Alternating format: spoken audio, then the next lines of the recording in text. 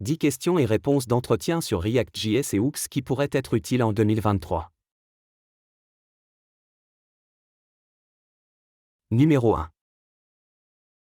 Comment utilisez-vous les hooks dans votre code React?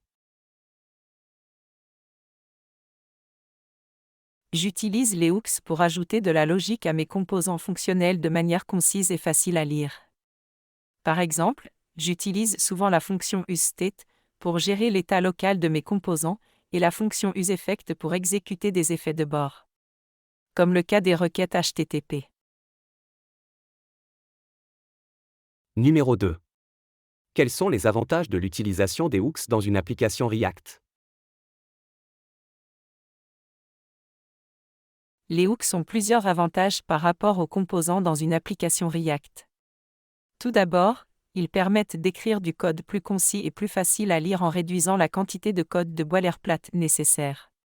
Ils permettent également de mieux organiser le code en séparant la logique de l'interface utilisateur de la logique de gestion de l'état. Enfin, ils permettent de réutiliser facilement la logique de composants entre différents composants. Numéro 3. Comment gérez-vous l'état global dans une application React avec les hooks? Pour gérer l'état global dans une application React avec les hooks, j'utilise une bibliothèque telle que Redux ou Mobix, qui me permet de stocker et de mettre à jour l'état global de manière centralisée. Ensuite, j'utilise les hooks de cette bibliothèque, tels que useSelector et useDispatch, pour accéder et mettre à jour l'état global depuis mes composants fonctionnels. Comment pouvez-vous gérer le routage avec les hooks dans une application React? Pour gérer le routage avec les hooks dans une application React, j'utilise une bibliothèque telle que React Router qui me permet de définir des routes et de rendre des composants en fonction de l'URL courante. Ensuite, j'utilise les hooks de cette bibliothèque, tels que useLocation et useHistory, pour accéder à des informations sur l'URL et pour naviguer entre les différentes routes de mon application depuis mes composants fonctionnels. Comment utilisez-vous les contextes dans une application React avec les hooks? Pour utiliser les contextes dans une application React avec les hooks, j'utilise la fonction useContext qui me permet d'accéder à un contexte depuis un composant fonctionnel. J'ai également la possibilité de créer mon propre contexte en utilisant la fonction createContext et de le fournir aux composants de mon application en utilisant le composant de fournisseur de contexte. Cela me permet de partager des données et des fonctionnalités entre différents composants de mon application de manière simple et performante.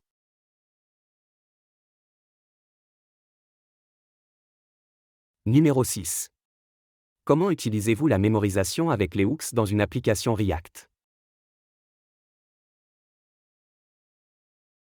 La mémorisation est une technique qui consiste à mémoriser les résultats d'une fonction, pour éviter de les recalculer inutilement. Pour utiliser la mémorisation avec les hooks dans une application React, je peux utiliser la fonction useMemo qui me permet de mémoriser le résultat d'une expression et de ne la recalculer que si l'un de ses dépendances a changé. Cela peut être utile pour optimiser les performances de mon application en évitant le calcul inutile de valeurs coûteuses à obtenir.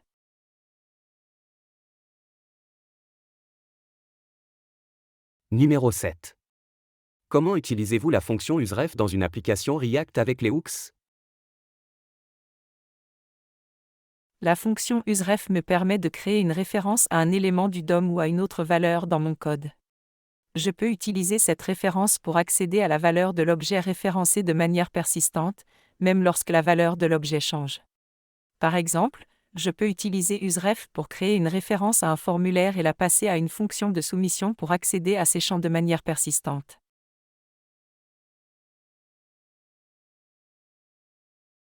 Numéro 8. Comment utilisez-vous la fonction useCallback dans une application React avec les hooks? La fonction useCallback me permet de mémoriser une fonction et de ne la reconstruire que si l'un de ses dépendances a changé. Cela peut être utile pour optimiser les performances de mon application en évitant de reconstruire inutilement des fonctions coûteuses à créer. Par exemple, je peux utiliser useCallback pour mémoriser une fonction de gestion de l'événement de clic d'un bouton et ne la reconstruire que si la logique de cette fonction change.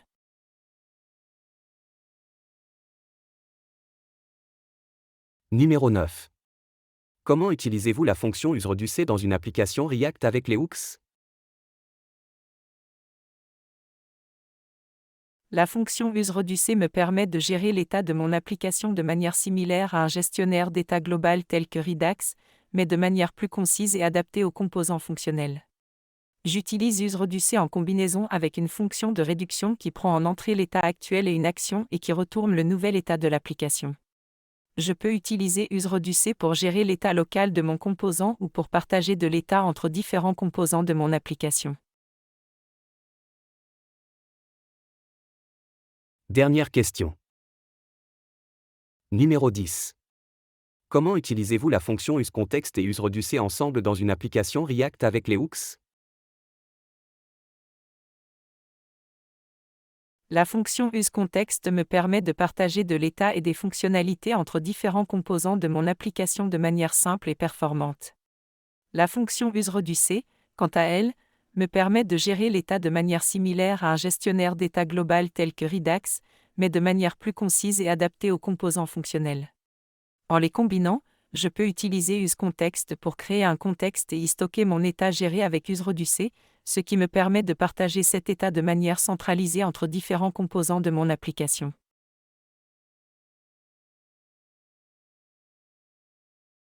Nous avons présenté un certain nombre de questions et réponses sur les technologies React.js et hooks, qui pourraient être utiles pour vous aider à vous préparer à un entretien de développement web. Si vous êtes intéressé par d'autres entretiens sous forme de questions et réponses sur d'autres technologies, n'hésitez pas à laisser un commentaire en indiquant la technologie souhaitée. Nous serons ravis de vous aider à vous préparer pour votre prochain entretien. Si vous êtes intéressé par des formations en ligne sur ces technologies, n'oubliez pas de consulter les liens de nos formations ci-dessous. Nous vous souhaitons bonne chance dans votre recherche d'emploi et nous espérons vous revoir bientôt sur notre chaîne YouTube. Salam.